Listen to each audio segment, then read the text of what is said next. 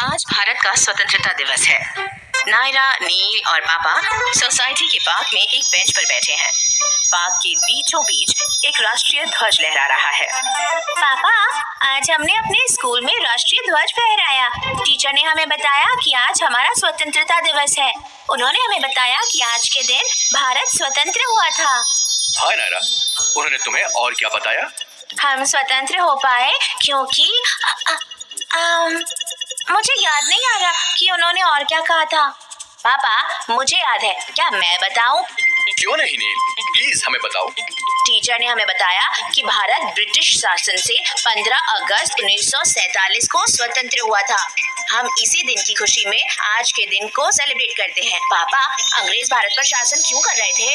नील, नायरा, बहुत साल पहले जब पूरा भारत कुछ छोटे छोटे राज्यों में बटा हुआ था, अंग्रेज हमारे देश में व्यापारी की तरह आए थे। व्यापारी वो होते हैं जो कोई सामान को बड़ी मात्रा में खरीदते और बेचते हैं। धीरे धीरे वो बहुत ही ताकतवर होते चले गए और हमारे देश पर शासन करने लगे। ओह, पापा, टीचर ने एक प्रदर्शनी के बारे में भी बताया था जो आज हमारे स्कूल असेंबली हॉल में होने वाली है। उन्होंने कहा कि हमें वहाँ भारत के बारे में और भी बहुत सारे तथ्य सीखने को मिलेंगे। क्या हम वहाँ चल सकते हैं? हाँ नील, वो प्रदर्शनी शाम 4 बजे शुरू होगी। हमें वहाँ जरूर जाना चाहिए। ये! नायरा और नील इस प्रदर्शनी को देखने के लिए बहुत ही उत्सुक थे। वहाँ एक तरफ भारतीय स्वतंत्रता संग्राम और स्वतंत्रता सेनानियों से जुड़ी कई किताबें रखी हुई थी और दूसरी तरफ एक फोटो प्रदर्शनी लगी हुई थी जिसमें स्वतंत्रता संग्राम की कुछ घटनाएं और 1947 के स्वतंत्रता दिवस को दर्शाया गया था। वहाँ एक मंच भी बना हुआ था जहाँ एक औरत स्वतंत्रता दिवस के बारे में कुछ बता रही थी। 15 अगस्त 1947 को अंग्रेजों ने भारत को सत्ता का हस्तांतरण किया। उसके बाद भारत के ऊपर अंग्रेजी हुकूमत का अंत हो गया। पापा, सत्ता भारत को सौंप दी गई का क्या मतलब है? नील, नायरा, सत्ता का हस्तांतरण का मतलब जब हम अपनी सत्ता किसी और को चलाने के लिए देते हैं। अंग्रेजों द्वारा सत्ता के इस हस्तांतरण के बाद भारत एक स्वतंत्र देश बन गया। जिस दिन अंग्रेजों की हुकूमत समाप्त हुई, उस दिन को हम भारत की स्वतंत्रता दिवस के रूप में मनाते हैं।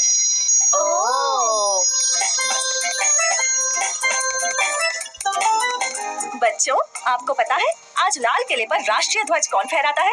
नहीं। हर स्वतंत्रता दिवस को भारत के प्रधानमंत्री राष्ट्रीय ध्वज फहराते हैं। उसके बाद वो हमारे देश की जनता को संबोधित करते हैं या करती हैं। इस भाषण में वो सभी को स्वतंत्रता दिवस की शुभकामनाएं देते या देती हैं और देश के उज्जवल भविष्य के बारे में बात करते हैं। ओह हाँ, ये तो मैंने आज सुबह टीवी पर देखा था।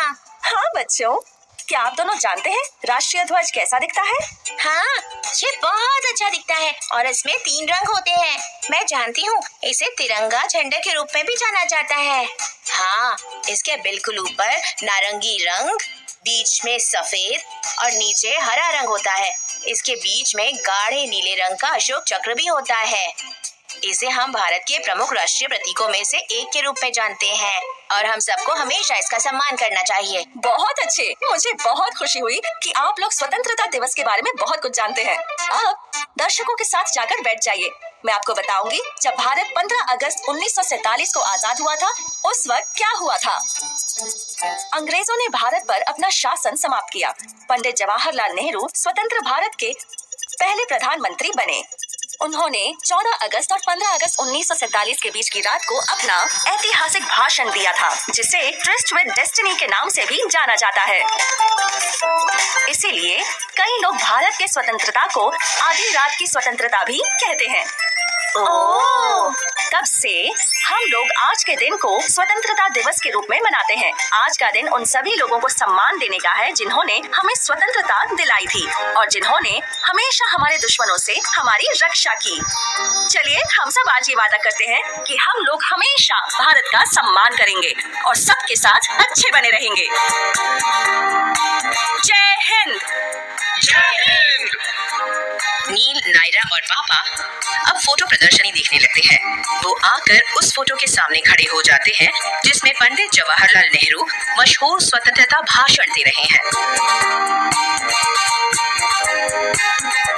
नील, नायरा, क्या तुम जानना चाहते हो कि पंडित जवाहरलाल नेहरू ने अपने भाषण में क्या कहा था?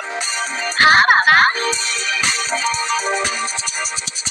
पंडित नेहरू ने कहा था, भारत ने इतिहास में बहुत कुछ सहा है, लेकिन अब भविष्य के बारे में सोचने का समय है।